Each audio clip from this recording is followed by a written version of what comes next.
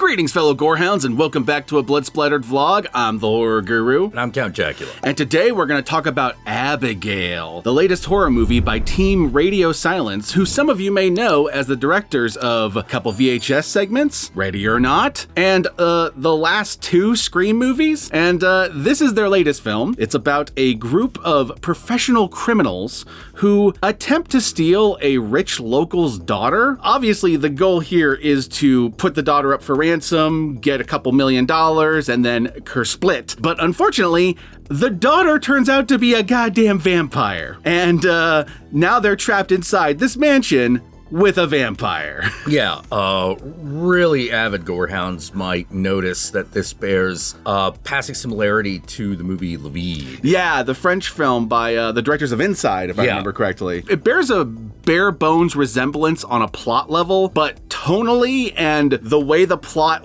goes is completely different. Yeah, it's a very different movie with a very similar premise. Le Vide was far more of French Extremity. It's very deadly serious. It's very gory. It's very gnarly. It's more about making you uncomfortable with how far it goes. Whereas this movie is just pure fun. It's practically a horror comedy, but I'm not sure if I would go so far as to say it's a pure horror comedy, but it's in that vein. Yeah. I would go so far as to say it was a horror comedy. All right, it's a horror comedy. Also an action movie, too. There's some pretty badass action sequences in this, dealing with the characters trying to deal with the vampire, which is pretty fucking awesome. Yeah.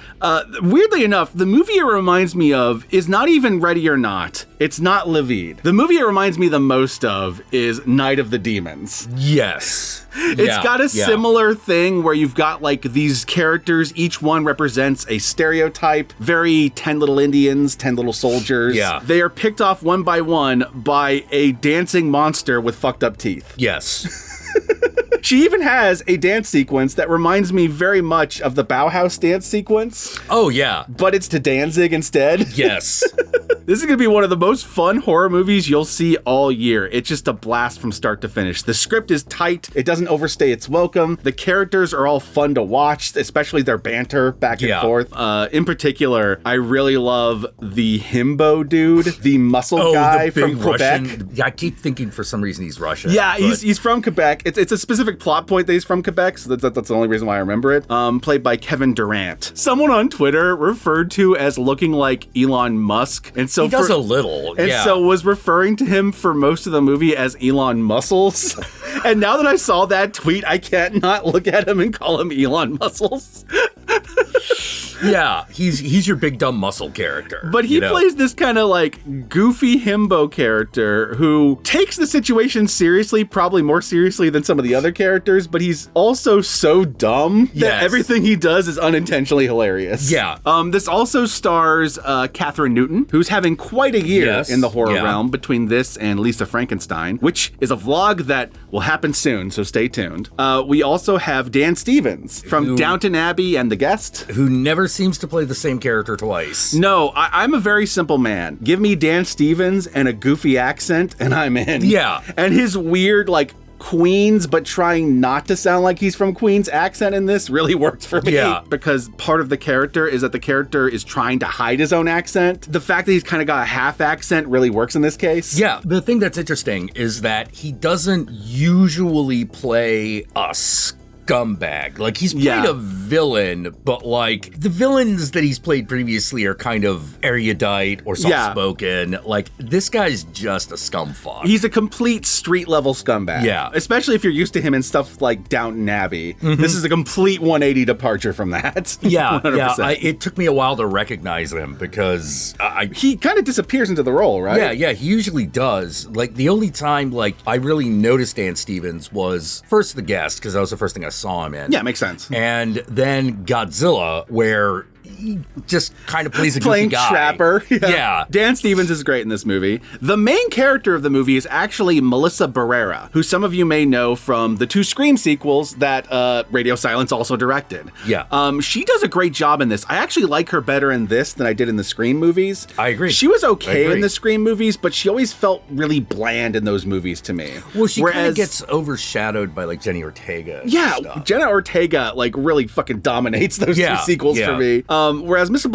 Barrera, she's there, but she never really stood out to me. In this movie, she actually does stand out. Yeah. I really like her in the role. She plays a character who's very stoic, but not so stoic that they're bland. She's the one who is really concerned with making sure that they don't kill the girl until they find out she's a vampire. She's got this interesting combination of being ex-military, so she's kind of stoic and like all business. Yeah. But she's also got this like heart to her because as you'll find out throughout the movie, she's a mom, so she's got this kind of like connection to the little girl who turns out to be a vampire that kind of like becomes the heart of the movie. Which actually brings up the other thing I like about this movie is that even though it is a fun thrill ride of the kind of movie where you're watching characters die one scene after another, the movie actually is about something. And the thing that it's about is not what you would expect. The movie is about absentee parents. That's what the film's about. Yeah, that's the heart of the film. The film is about wanting mommy and daddy's love and wanting to give your child that love, but being incapable because of your own flaws. Yeah. Melissa Barrera and Abigail, the vampire, kind of at the center of this theming in the movie. Yeah, because Abigail also has a father, which is a major plot point. We'll talk about that in the spoiler section, because there's some behind-the-scenes facts about this movie that kind of explains a lot about the way this movie plays out. Because there are some twists and turns in this movie. We kind of gave away the big major twist, but so did the trailers, so I don't feel bad about doing that. But there are some twists and turns in the later half of the movie that are worth watching and experiencing for yourself. So if you don't want to see those, then skip the spoiler section. But if you do want to hear them first, we will talk about them in the spoiler section. Kathryn Newton is great. She kind of plays the hacker, but it's a weird combination of hacker and bimbo. Yeah. But the thing about it is because for most of this movie, they're kind of disconnected from any and all technology, she's out of her element. So she kind of just defaults to bimbo until they can use her technological expertise later on. Yeah. So you have like the himbo and you have the bimbo. And funny enough, those two characters get along the best. Yeah. Angus Cloud, the stoner character, there's not too much to say about him. It's kind of what you think it is on the tin. Yeah. He's like your young guy who thinks he's a thug, who thinks he's like way harder than he is. Yeah, like it's very obvious everyone else in that room has more experience than him. Yeah, everyone else is a career criminal. But he's like fronting, like he's like the biggest, baddest guy in the room. But he's also a stoner, so all his fronting comes across as really goofy. Yeah. Meanwhile, you have characters like Melissa Barrera's character, who's ex-military, and the guy who plays Don Wrinkles is also ex-military. Yes. These are like professionals. These are like badasses. Which, by the way, all the characters, they don't want to use their real names because obviously if you use your real names, it'll be easier to point each other out if you are caught. So they don't use real names, kind of like Reservoir Dogs. Yeah. Their code names are all Rat Pack characters. Yeah. Well, Rat Pack people. The people from the Rat Pack. I fucking loved this movie. Yeah, it's really good. It's really good. It's probably got one of like the tightest scripts I've seen in a horror movie this year. The dialogue is just fucking hilarious. That onions line, it's gonna live in my brain rent free. Those are fucking onions. And Dan Stevens' accent just really fucking nails that line. Oh man, this movie's fun. It is currently available to rent on various streaming platforms. I'm pretty sure it's out of theaters at this point, so you're probably gonna want to rent it. I highly recommend you do. This movie is a goddamn blast. It's one of my favorite movies of the year so far. You ready to move on to the spoilers? Yeah, let's move on to spoilers. Let us move on to the spoilers.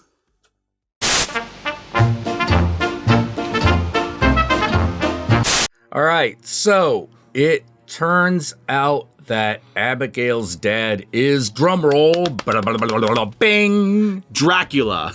Because it actually turns out that this movie was originally started as a remake of Dracula's Daughter, but evolved into its own thing, so that's why it's named Abigail now. Yeah. After the character, Abigail, who is Dracula's daughter. They never refer to him as Dracula in the movie, but they heavily imply it, both with its visuals and by the way he talks about himself when he shows up. Yes. It's very clear it's supposed to be Dracula. Exactly. There's some other twists in this movie. We never mentioned it in the previous section, but the guy who plays Gus on Breaking Bad is the guy who hired them for this whole kidnapping scheme. Giancarlo. I don't know how to pronounce his name, so I'm not going to attempt it. Giancarlo Esposito. There we go. He's in this movie, and he's awesome. But there's a twist at the end of this movie where it turns out that he got these people together because he wants them to help him kill his boss, which is Abigail. Yeah. So that they can like overthrow him and take over the empire. He seems to think that like Abigail's like the top dog. Which Abigail's obviously not. Yeah. Abigail is is essentially the muscle for her dad. Yeah. Her dad needs something done, Abigail gets it done. Yeah. Especially if it involves killing people. Yeah. Which oftentimes it is involving killing people. Yeah, because she has, like, legit vampire powers. Oh, man. Like, there's a point in which she takes over a character. Yeah. Because it's not like True Blood glamoring. No. What it is she bites someone but doesn't complete the conversion by having them drink her blood. And because she doesn't complete the conversion, they become this, like, half vampire state that allows her to take over their bodies. And so she does that to one of the characters who participates in a dance sequence to Danzig's Blood and Tears. Every time I see that dance sequence, because I've rewatched this movie like 4 times at this point, every time I watch that sequence, I'm like, there is no way they weren't inspired by the Bauhaus sequence from Night of the Demons. It is all over that scene. There is a lot of blood tonnage in this, though. There is. There's a lot of fucking gore. It's one of those things where anyone nicks an artery, and it's just like fucking Kill Bill in certain sequences.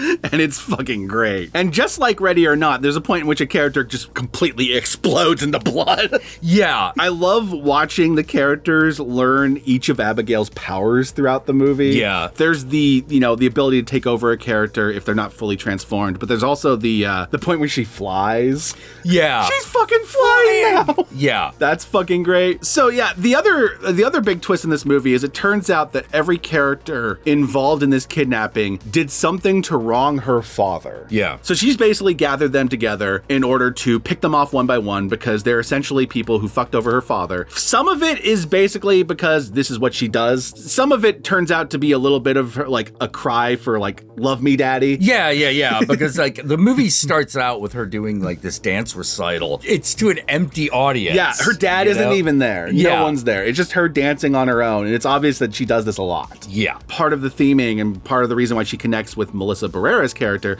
is Melissa Barrera's character, because of her drug problems as a result of being an ex-soldier, has basically been an absentee mother to her son for years. And she wants to go back to him, but first off, it's been so long she has no idea how to like approach her son again. And second off, she's in recovery. She doesn't want any of her negative baggage to end up on her son. Yeah. But obviously, being absentee is kind of its own baggage in its own right. Yeah. It's a devil's choice. Yeah. It's a double-edged sword no matter what you do, and she picked what she thought was the lesser of the two evils. Yeah. But kind of through her connection with Abigail, kind of learns that, maybe I should go. Yeah. Connect make with my an son. effort, I am on the other end of the recovery now, so could probably work out now. Yeah. Especially because by the end of this movie, Dan Stevens' character backstabs Esposito's character, who was going to backstab Abigail. And so the end of this movie is Melissa Barrera and Abigail teaming up to take down Dan Stevens, who's now a vampire, in a very badass action sequence that's very like, it's less like a kung fu action sequence and more like a dance in the way it's choreographed. Yeah. Which is very, Well, it's clearly on purpose. It's very on purpose. Like, even the way the camera works feels like ballet. Yeah. But it like brutal ballet with like faces smashing into like walls and shit. Blood ballet, It's ballet, but it's bloody and brutal. Exactly. Danzig would walk in and be like, this is my kind of ballet. Yeah. Yeah, so those are the major twists, really. The only other spoiler I can really give you is that Melissa Barrera is pretty much the sole survivor of the main cast. Abigail also survives because they team up at the end and they kind of have this connection where it's like, you saved my life, I'm gonna let you live. And then her dad shows up. And then Dracula shows up and you're just like, well, okay then. What I also love about Dracula is if you're a Downton Abbey fan and you saw this movie because you like Dan Stevens, Dracula is played by another Downton Abbey actor. If you haven't seen the movie, I'll let you find that out for yourself. Yeah. But it's one of those moments where you could tell like they were expecting the Downton Abbey fans in the audience to go, woo, it's him. Holy shit. Yeah. And I kind of like it because he just comes in like a badass. Oh God. And he's so fucking good and imposing in that role, and his voice. Yeah. Oh my God. You don't expect that voice to come out of that face. I know. But it comes out and you're like, holy shit. You know what it reminds me of? It reminds me of what's his name? He's in a lot of Rob Zombie movies. In 31, he was the main antagonist. Oh, Doomhead. That would be Richard Brake. Yeah, he reminds me of Richard Brake, where you look at his face and then you hear that gravelly voice come out. Yeah. And you don't necessarily expect that voice to come out of that skinny face. Yeah. Do you have any final thoughts on Abigail? Abigail is great. You should definitely watch it. It's about the daughter of Dracula, who was a little kid ballerina vampire killing people because she just wants her dad to notice her. Yep. And she is the most beautiful cunt throughout this entire movie. Oh, God, yeah. Like, I can't believe this fucking child has so much, like, perfect cunt energy. And just, like, her deliveries are perfect. Oh, my God. So sassy. I like to play with my food. It's just so, like, you can tell the little girl playing Abigail is having fun. Yes. Anyway, my fellow gorehounds, where can they find you, Count Jackula? Well, I stream throughout the week on YouTube on Monday, Wednesday, and Friday, 7 p.m. Pacific Standard Time. If I'm not on the dot, stick around. Sometimes we have to start a little bit later. And I also stream on Twitch on Tuesdays and Thursdays, where I usually play video games, but sometimes will do other things. And what about you? Y'all know me. I'm the Horror Guru. You can find me at the Horror Guru on Twitter, on Twitch, on Instagram, Facebook, wherever. Just look up the Horror Guru or Blood Splattered Cinema, and I'll be there. Be sure to like, comment, and subscribe, and don't forget to ring that notification bell. That's what I wanted to say. Ring that notification bell so that you are notified of my videos immediately upon their upload. And if you'd like to help out either of us more directly, be sure to check out our Patreon pages. And remember, if you decide to go the Patreon route, even $1 a month can go a long way. And with that said, my fellow gorehounds, I want you to comment below, and be sure to comment below. That's where I normally say that. There it is. Be sure to comment below using the hashtag trapped like rats. Use the hashtag trapped like rats. That way I know. That way Jack knows. That way the whole world knows that you watched this video all the way through. And with that said, my fellow gorehounds, that Lisa Frankenstein vlog we mentioned earlier, we're about to record that. So see you then. Peace out.